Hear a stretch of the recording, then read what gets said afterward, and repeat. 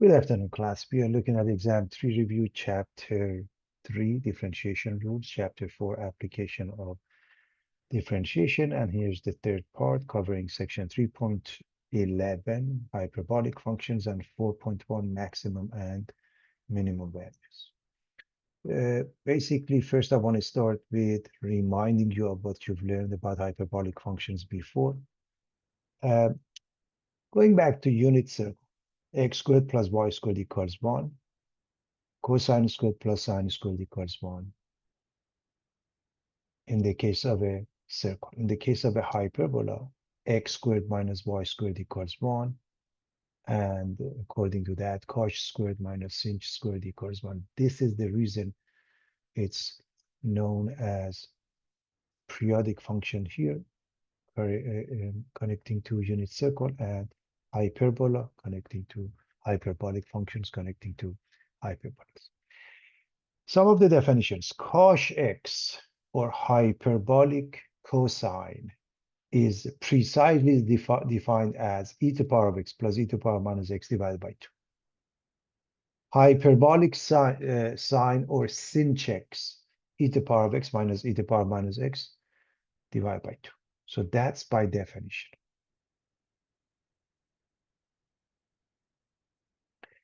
Now, there are some identities. We will look at some of the cases, such as cos squared minus sinh squared equals 1, cos squared minus hyperbolic cotangent squared minus 1 is hyperbolic cosecant squared. If you recall, in the case of trigonometric functions, we have sine squared plus cosine squared equals 1, and things of that nature known as Pythagorean identities, okay?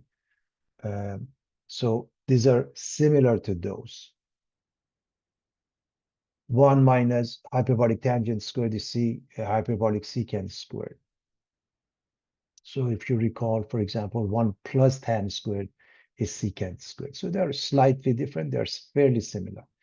Sinh 2x is 2 sinh x cos x. If you remember, sine 2x is 2 sine x cosine x. So they are fairly similar. Cos 2x is cos squared x plus sinh squared x. For trigonometric functions, cosine 2x is cosine squared x minus sine squared x. So it's slightly different, but the point being they're fairly close. And then you can solve for cos squared. You get cos 2x plus 1 over 2. Sinh squared is sinh cos 2x minus 1 divided by 2. This is also similar. Hyperbolic tangent is sinh over cos. Hyperbolic cotangent is the reciprocal of that, cos over sinh. And hyperbolic cosecant is 1 over sinh. Hyperbolic secant is 1 over cos, just the way we had it in trigonometric functions. For example, tangent x is sine x over cosine x.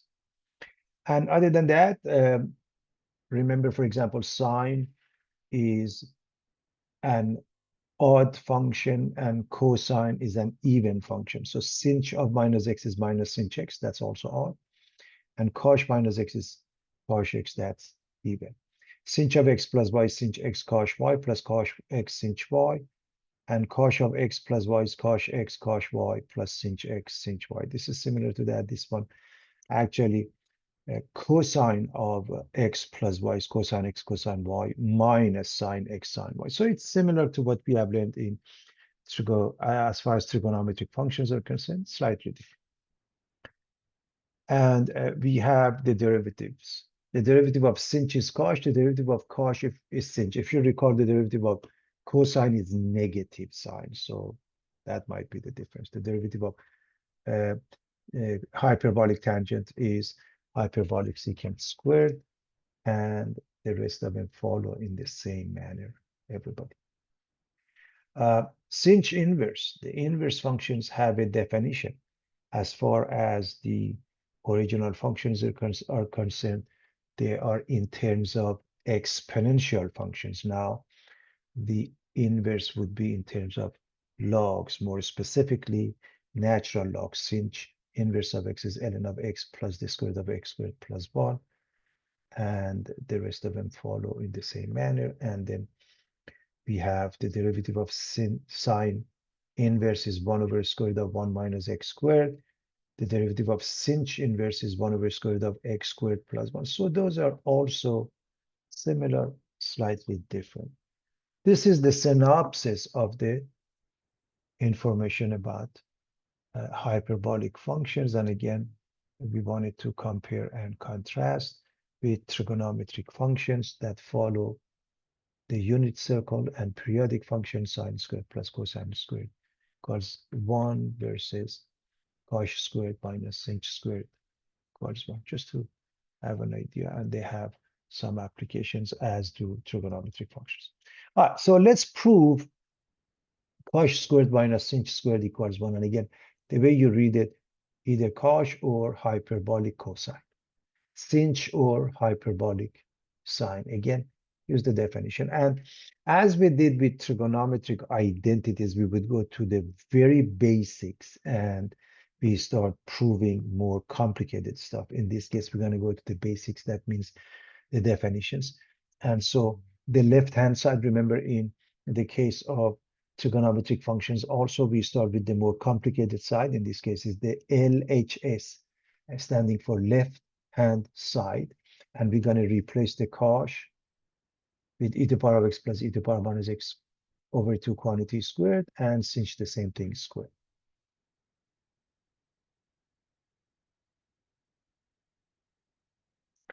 Let's look at each case. Of course, in both cases, the denominator becomes 4. If you raise this to the power of 2, you get 2 e to the power of x.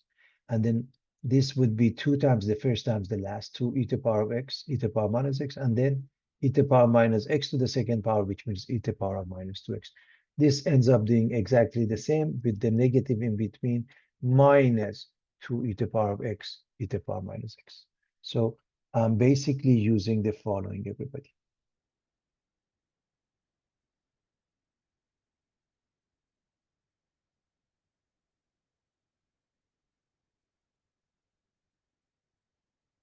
A plus b squared is a squared plus 2ab plus b squared. If it's a minus b squared, then this becomes minus. And that's exactly what we have. So we are going to put them together.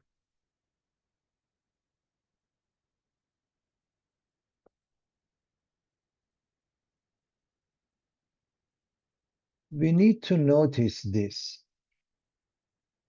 The product of these two is e to the power of 0 or 1. So that means this is 2. This means this is negative 2. So this is 2, this is negative 2. Furthermore, we are going to apply the negative. So e to the power of 2x and minus e to the power of 2x cancel each other. So this one cancels out this one because it's negative.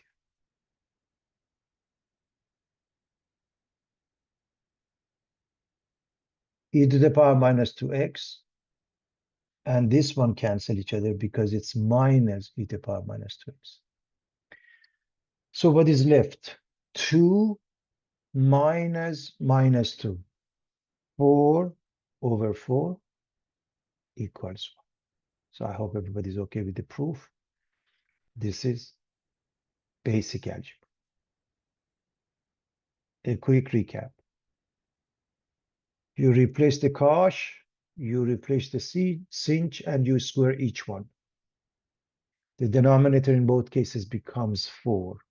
And when you want to square that, you follow the identity that is given here.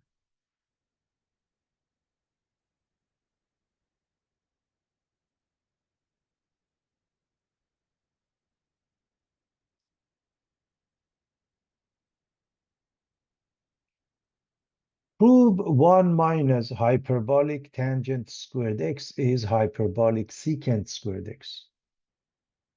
And this is what we did in trigonometry also. We would start with something we already know. Again, Pythagorean identities. Sine squared plus cosine squared equals 1. We would start with something like that. So we start with what we just proved. We have proved this to be true. And all you have to do, make this one 1. How do you make this one 1? Divide this one by itself. So let's divide both sides by cosh squared x. That's the methodology used in trigonometry.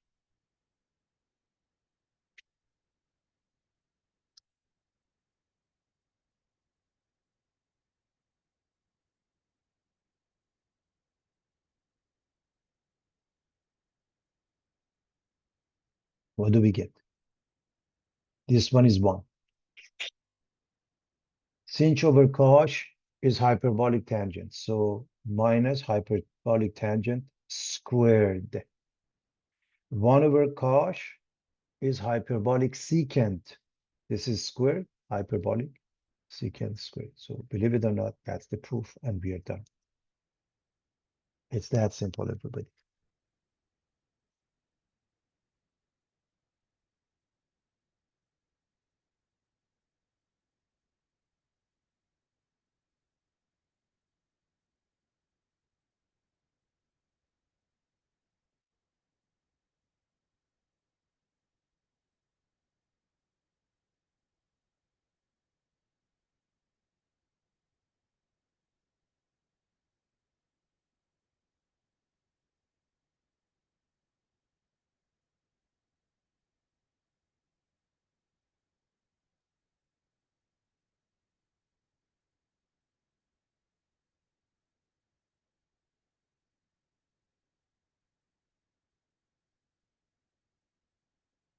All right, we are going to move on. So we looked at a couple of proofs here, fairly straightforward. Again, the same methodology was used in trigonometry.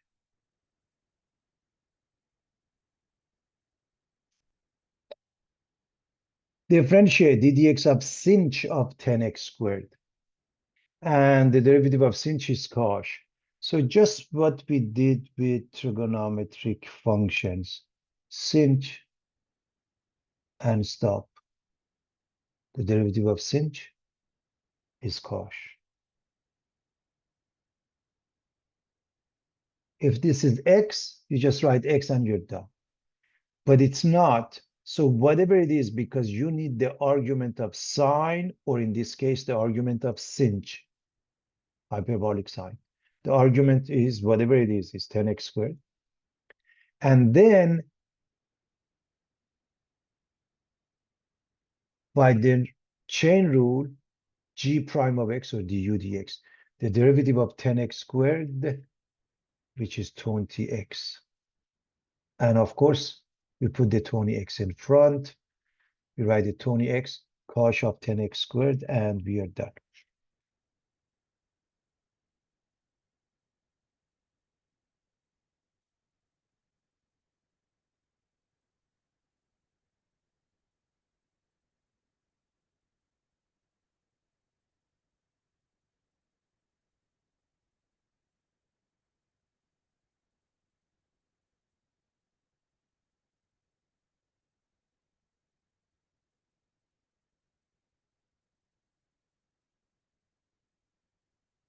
d dx of cosh square root of x. Again, we are going to do the same thing.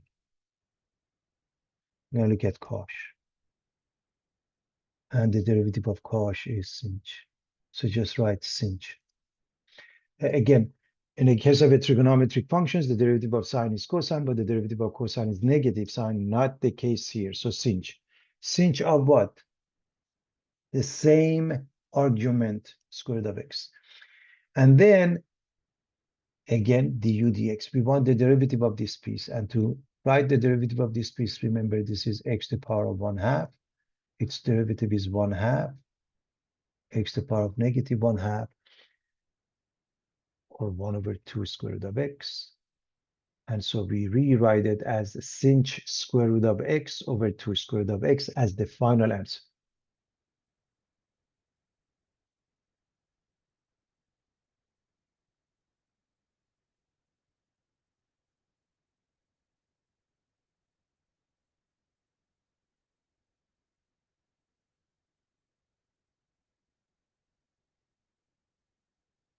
f of x is hyperbolic tangent of 1 plus e to the power of 2x, and hyperbolic tangent, the answer is hyperbolic secant squared. So you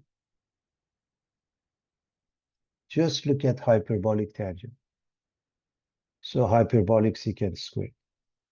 But hyperbolic secant squared of what? The same argument, 1 plus e to the power of 2x. And then by the chain rule, you have to multiply by the derivative of the argument. So what is the derivative of this argument? 1 is 0, e to the power of 2x is itself, and then times 2, and you write these two pieces in front. 2 e to the power of 2x, hyperbolic secant squared of 1 plus e to the power of 2x.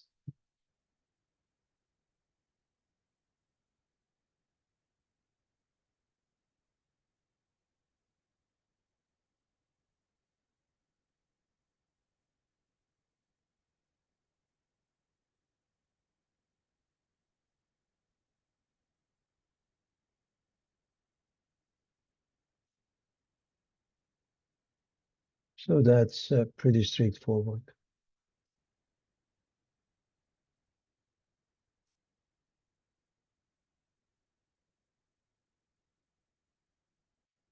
I'll do one example of the inverse function. At least you've been exposed to it. You don't have to worry about it too much. So y equals sinh inverse of x squared. And sinh inverse is 1 over square root of x squared plus 1. So I'm going to rewrite this, but instead of x, I have x squared, so I'm going to keep it in the following format. Sinh inverse of u would be du dx u squared plus 1. So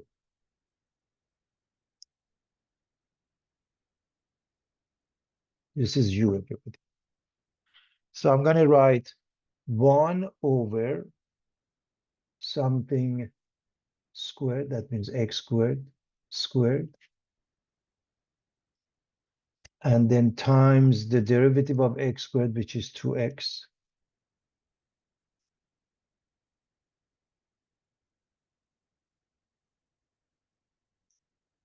This is 2, everybody.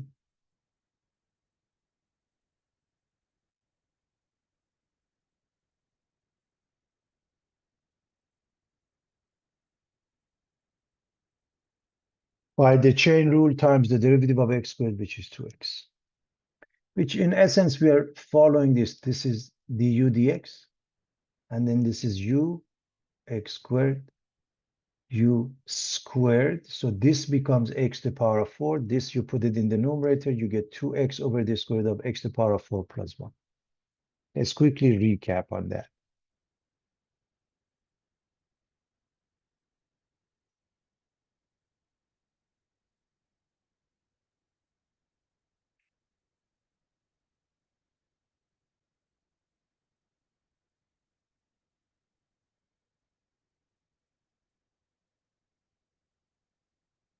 Sinh inverse is 1 over square root of x squared plus 1. So if it's x, that's what you have. But what if it's not? If it's g of x or u, remember u is the same as g of x. Then you put du dx, this is by the chain rule, and then inside the square root is u squared. Therefore, du dx is 2x. That might be a faster and easier way. Du dx is 2x. And then you put this and square it, you get x to the power of 4 plus 1. What about sinh inverse of tan x? We do exactly the same thing here.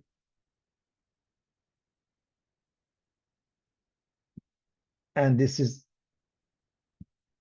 tan x that has to be raised to the power of 2. So 1 over square root of something plus 1. So u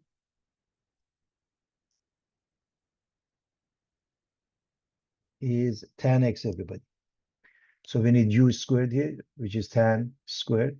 And then we need du dx, the derivative of tan x, secant squared x. So this is tan squared. This is secant squared x. And we rewrite that. Okay.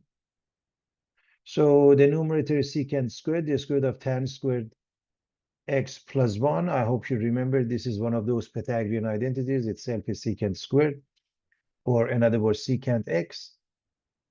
But of course, remember, a square root really becomes the absolute value.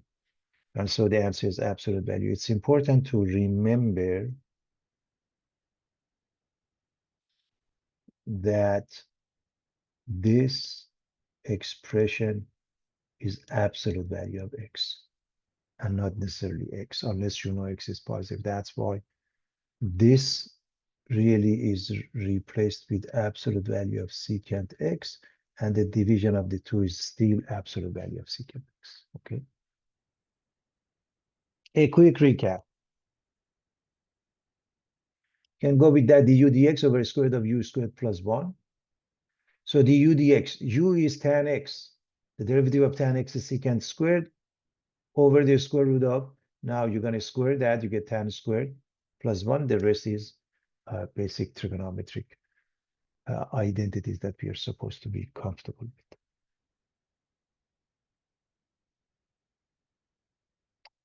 What about y being e to the power of x times cos x? To differentiate that, you must recognize this as a product rule. So I'm going to put a raised dot in between to emphasize that we are dealing with the product rule.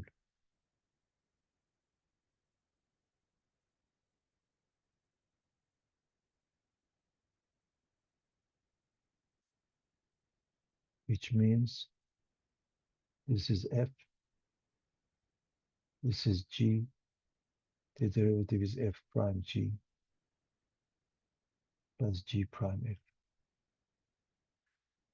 So f prime is e to the power of x times g is cos x plus g prime, the derivative of cos is sinh, times f, which is e to the power of x. We're done. We're going to rewrite it by taking e to the power of x out and see if we can simplify this. So if I take the common factor of e to the power of x out, I get cos x plus sinh x.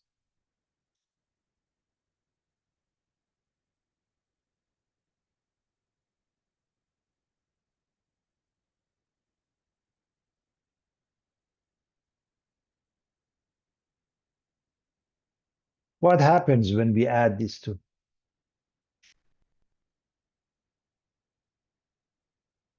I hope you can see that because this is a plus and this is a minus. If you add them up, these two cancel each other. You get 2 of that divided by 2.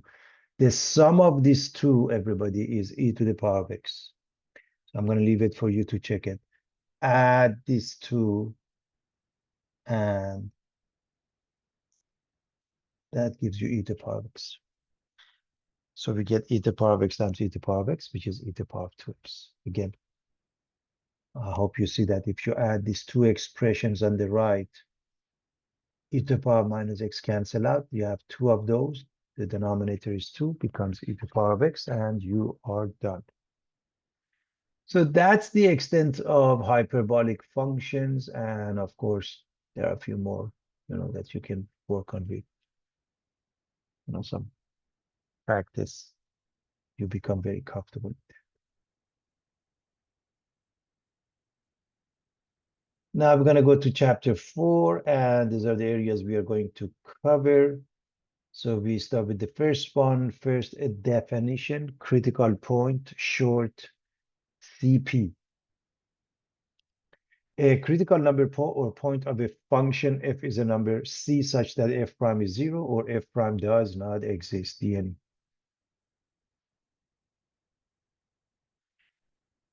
Let's find the critical numbers of f of x equals x to the power minus 2 ln x.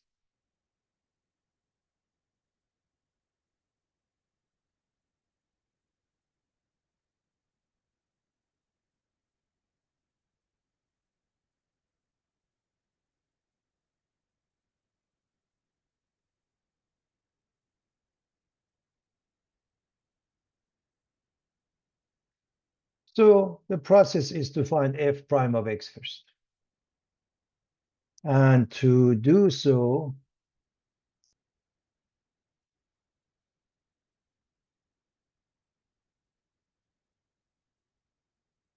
I'll put a raised dot in between. This is fg. We need f prime g plus g prime f, which means to differentiate this, we get -2 x to the power of -3 times g, which is ln x, plus g prime 1 over x times f x to the power -2.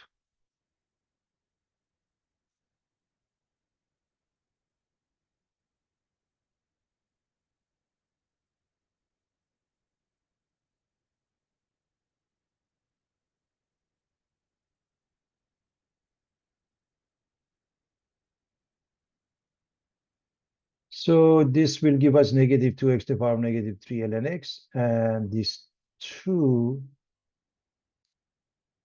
I hope you see that becomes x to the power of -3 because you can bring 1 over x out. The reason I do that is because I want to factor and figure out what makes this expression 0 undefined, because I want to go to this part and this part. That's why. So I'm going to factor out the common factor of x minus 3, everybody. So what is left from the first piece is -2 ln x, and the last piece is just 1. And now I'm going to rewrite it as a fractional format where -2 ln x plus 1 is at top. And this goes down, becomes x cubed. All I've done is the good old differentiation. There's really not much to it.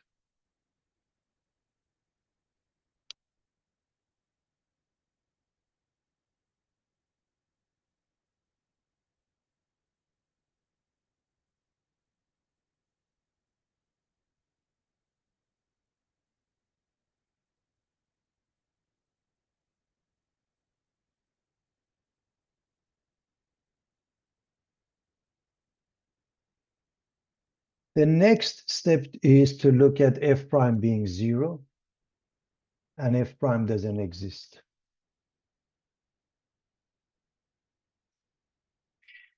A fraction is 0 when the top is 0.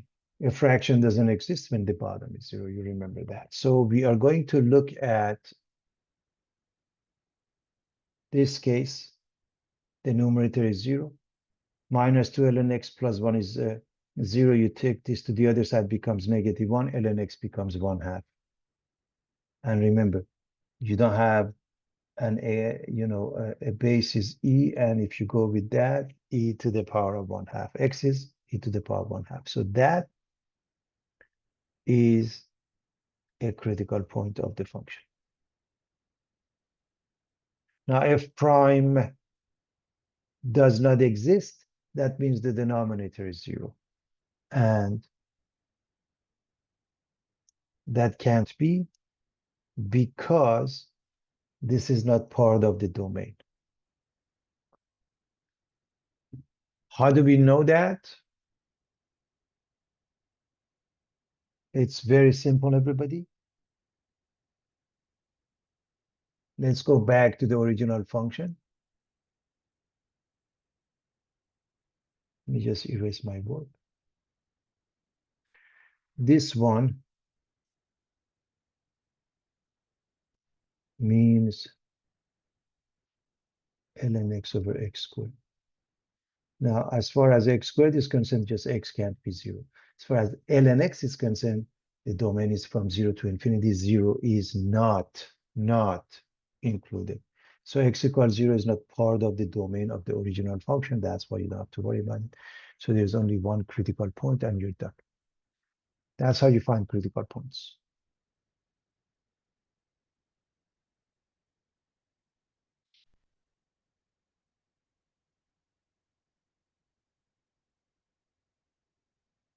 All right, maximum or minimum points on a curve. Let's look at the definition. Local, also known as relative extreme values. Extrema is the plural of the Latin extremum. A local minimum is the minimum value within some open interval. local minimum occurs at a point C in an open interval of A to B in the domain if f of c is less than or equal to f of x for all x values in the open interval. A local maximum is the maximum value within some open interval. Local maximum occurs at the point C in an open interval of A to B in the domain if f of c is larger than or equal to f of x for all x values in the open interval. What do we mean by that? Simply put, peaks and valleys. So peak, local max, valley, local mean. Peaks, peak, local max, valley, local. That's all. So in this case, f of c is less than or equal to f of x in some interval, open interval. Same thing here, but larger.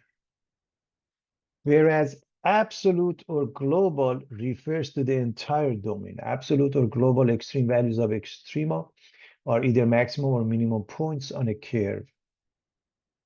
Absolute minimum occurs at the point C if f of c is less than or equal to f of x for all x values in the domain. Absolute maximum occurs at the point C if f of c is larger than or equal to f of x for all x values in the domain. What do we mean by that? Let me look at both cases. See, local mean, local max, local mean, local max, local mean, local max. This local minimum is also an absolute minimum. Why is that? There is no other point that has a smaller y coordinate. That's why, everybody.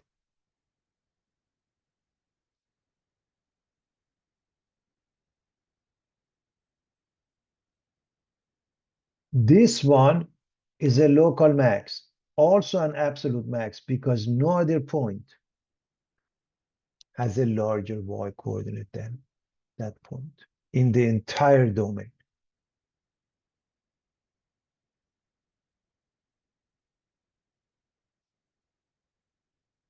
In some interval, in the entire interval.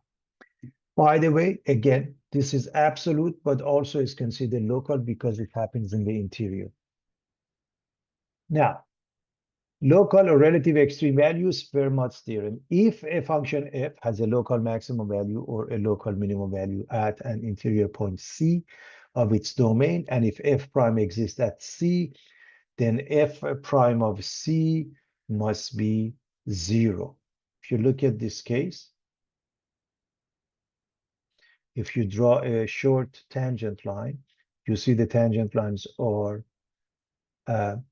horizontal, and horizontal lines have slope that is 0.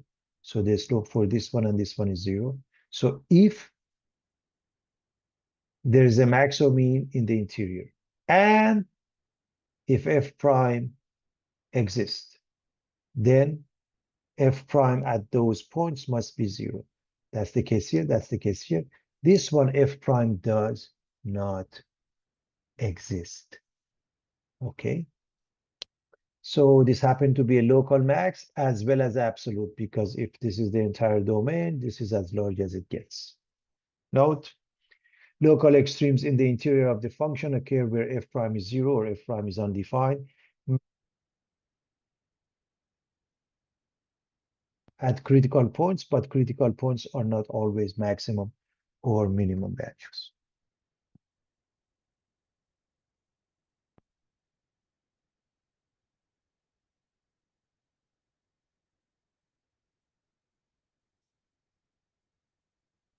Extreme value or closed interval theorem.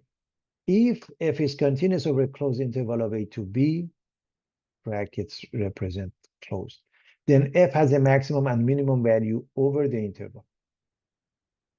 If you look at this case, absolute max, absolute mean, max and minimum at interior points.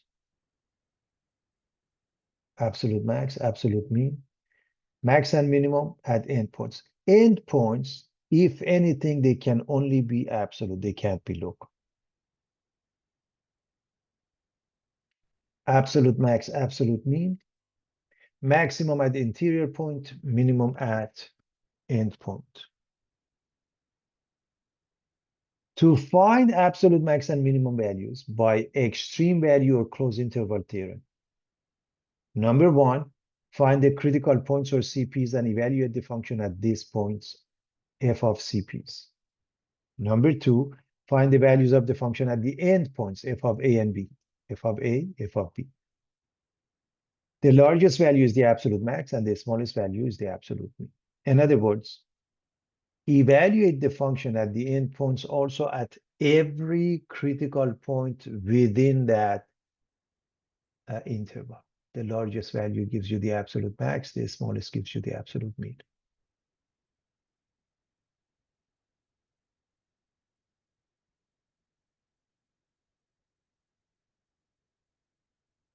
So the extreme value or closed interval theorem, if f is continuous over a closed interval of a to b, then f has a maximum and minimum value over the interval.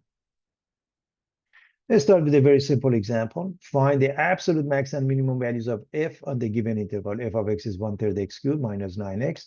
And the given interval, the closed interval of -6 to 0. It's important to understand the closed interval of -6 to 0. So the question is, can we use the closed interval theorem?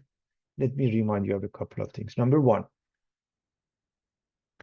all functions are continuous in their entire domain. What do I mean by that? Every function that we have studied, we should be able to come up with its domain. When we come up with the domain, it means the function is continuous in that domain. For example, polynomial functions, which is in the form f of x equals a sub n x to the power of n all the way to a sub 0, where a sub n is the leading coefficient, can't be 0, n is a whole number, meaning 0, 1, 2 to infinity. Their domain is all real numbers. This is a polynomial of degree 3. Therefore, extreme value. F is a polynomial of degree 3. It's continuous from negative to positive infinity because it's a polynomial. Therefore, it must be continuous in any interval, including -6 to 0. Therefore, the extreme value or closed interval theorem can be used. So how do we do that? We follow these steps. The first step is to find f prime. So how do we find f prime? Well, 1/3 times 3 is 1, x squared minus 9.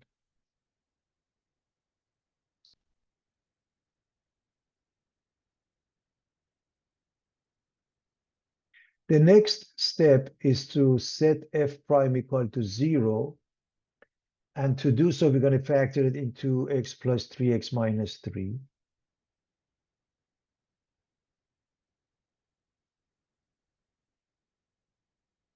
So there are two answers. This gives you negative, this gives you positive 3.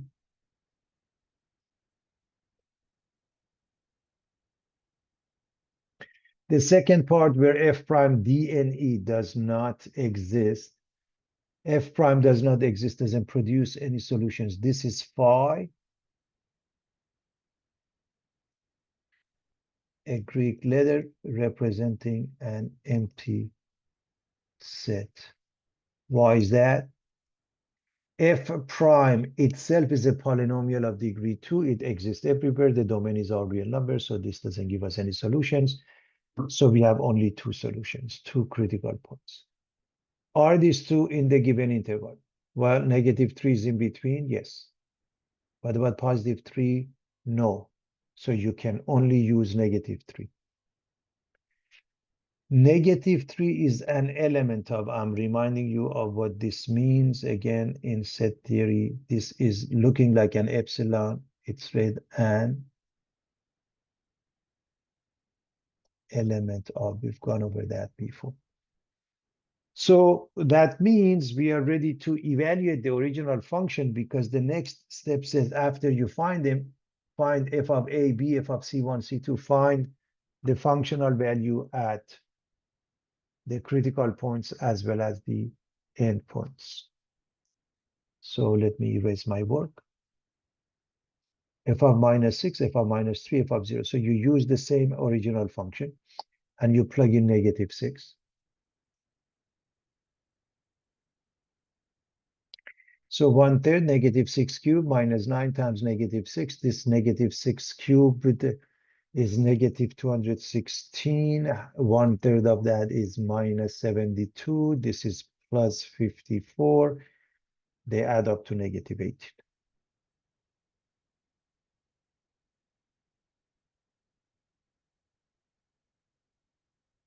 Negative 3, 1/3 negative 3 cubed minus 9 times negative 3.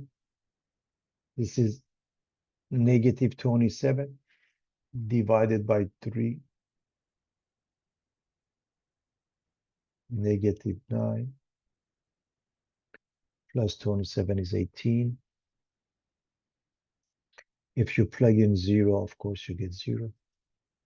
The largest number is 18. The smallest number is minus 18.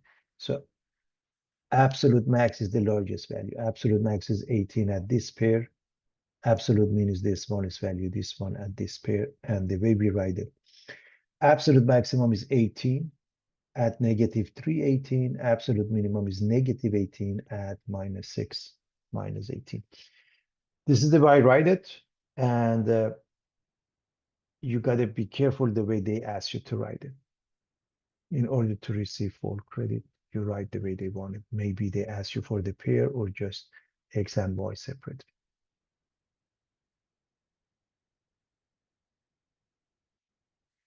Now for this function, we want to repeat the question, find the absolute max and mean value for this in the given interval. We are going to rewrite this to notice the type of function we have.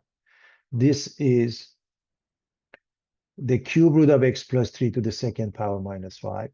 Essentially, it makes it a cube root.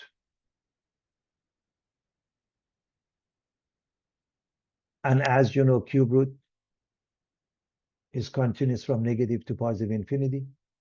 Therefore, it is continuous from negative 4 to 5.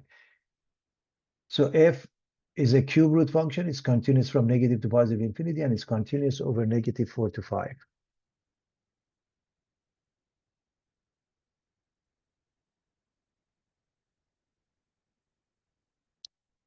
So we are going to follow the steps. The very first thing is f prime of x. And to differentiate, we are going to use this format 2/3 x plus 3 to the power of 2/3 minus 1, which is negative 1/3 times the derivative of the inside, which is 1. And so we get 2/3 x plus 3 to the power of negative 1/3.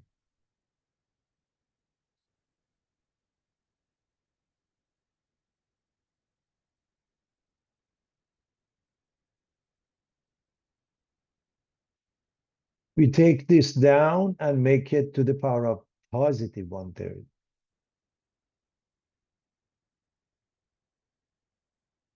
So we found f prime. Now we want to look at f prime is 0 or f prime doesn't exist. F prime is 0 doesn't give us any solutions. Remember, a fraction of the form a over b is 0 when a is 0, when the numerator is 0, and is undefined when b is 0. Numerator is a number, so f prime equals 0. Because the numerator is a number, positive or negative, small or large, makes no difference. No solution.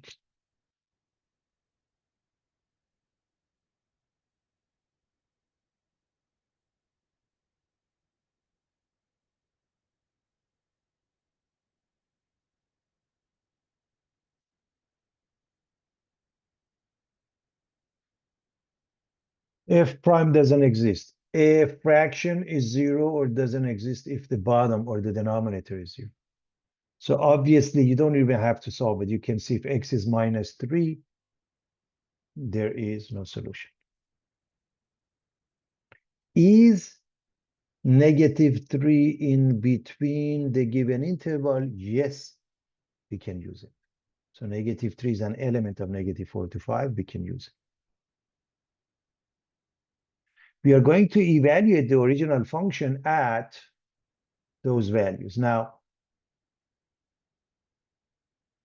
it might be a tad easier to use this format. It doesn't matter.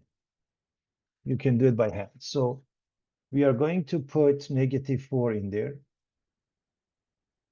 So negative 4 and 3 is negative 1.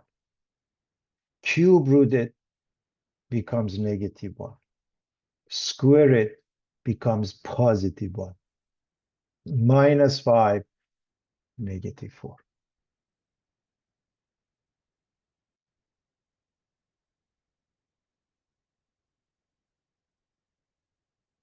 -3, I hope you see that if I put -3, this becomes 0, so the answer is -5. There's really not much you have to do. So -3 makes this one 0. The answer is -5. What about 5? If I put 5 and 3, they add up to 8. And cube root of 8 is 2. 2 squared is 4. 4 minus 5 is -1. All values are negative.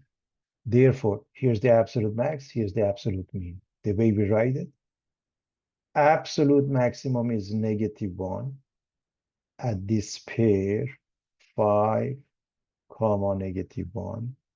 Absolute minimum is -5 at this pair, -3, comma, -5.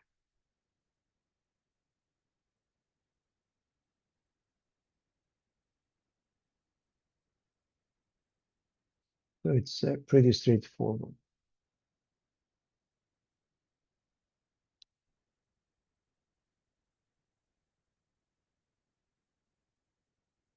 Let's look at another example. Find the absolute max and mean values for f in the given interval. F of x is x over x squared plus 2 in the interval of 0 to 4. Well, a function f is a rational function if it's in the form of n of x over d of x, and d of x can't be 0. Where n of x and d of x are polynomials. The domain of f consists of all real numbers except the zeros of the denominator of f of x, namely d of x. So if you have a rational function, as it is the case here, all you have to do, set the denominator equal to 0 and exclude it. But x squared plus 2 equal to 0 has no solutions. Why not? Because it's x squared and then plus a number. When you have exponent which is even and a number which is positive, then the sum will never go to 0, because x squared, the worst case scenario, is 0.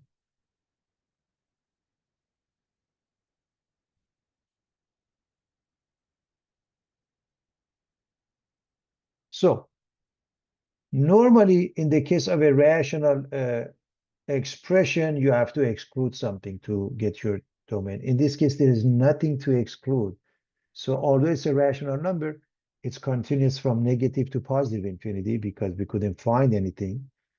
If it's continuous from negative to positive infinity, it makes it continuous from 0 to 4 as well.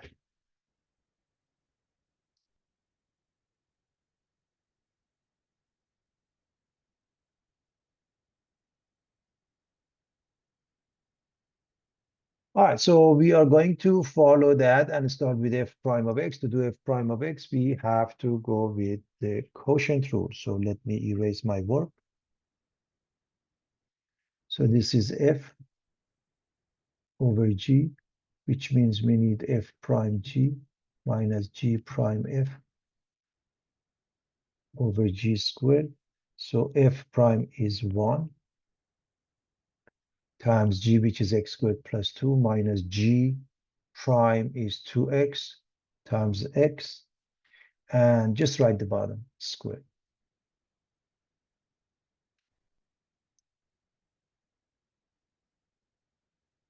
So this is x squared plus 2 minus 2x squared. So combine these two, and the numerator becomes minus x squared plus 2. The denominator remains unchanged.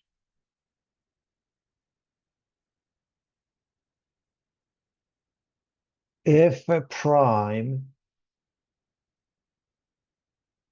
is 0 if the numerator is 0. So that means x squared is 2, x is plus minus square root of 2.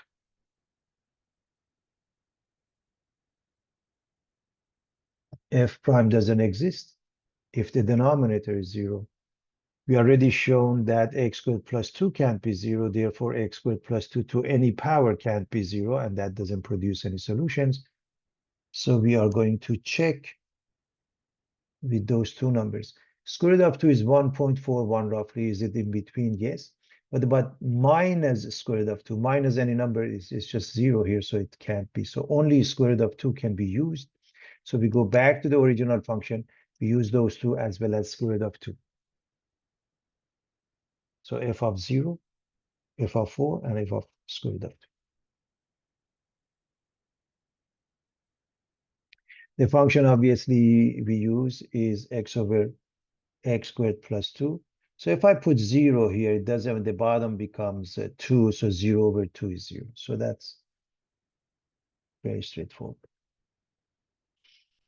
If I put square root of 2, the numerator is square root of 2. And the bottom is square root of 2 squared, which makes it 2. And 2 is 4. So square root of 2 over 4. If I plug in 4,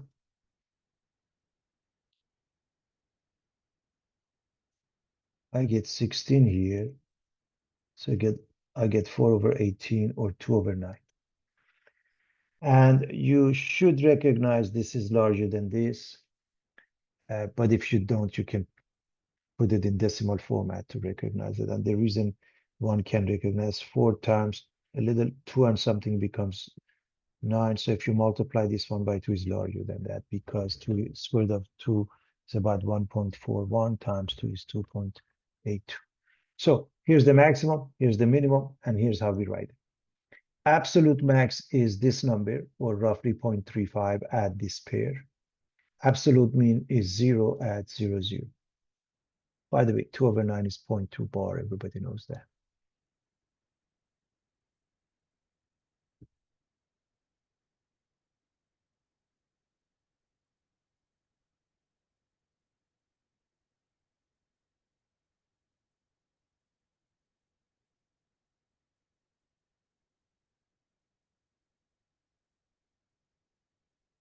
Let's look at one more question.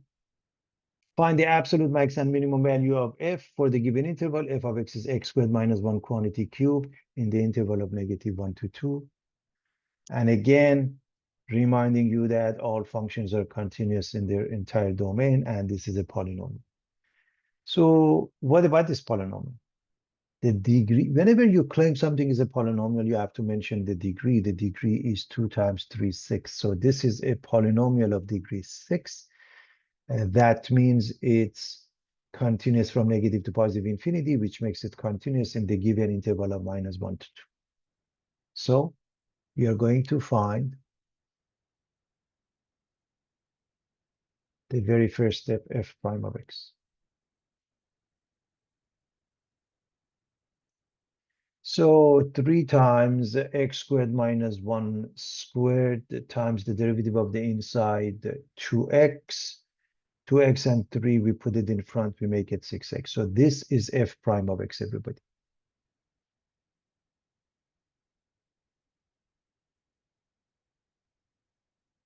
Set it equal to 0. We are looking at this part. Either x is 0, so either this one is 0, or this one is 0. That means x squared is 1. That means x is plus minus 1. So there are 3 answers. And 0 is in between, yes. -1 is one of the endpoints. +1 is in between, yes. So far, so good. What about f prime doesn't exist? Doesn't produce any solution, because f prime, this is degree 4 and 1. F prime is of degree 5. It is still a polynomial. So we can use all 3. So we plug in into what? Original function f of x.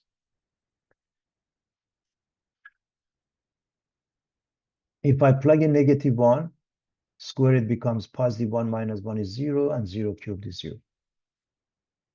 If I plug in 0, this goes away, -1 cubed, but it becomes -1. If I plug in 1, 1 squared is 1 minus 1, 0 cubed is 0. If I plug in 2, 2 squared is 4. 4 minus 1 is 3. 3 cubed is 27. Absolute max, 27 at this pair. Absolute mean, -1 at this pair. We write absolute maximum is 27 at 2 comma 27. Absolute minimum is -1 at 0, -1. Again, I have to emphasize, you write it the way they want it in order for you to get the full credit.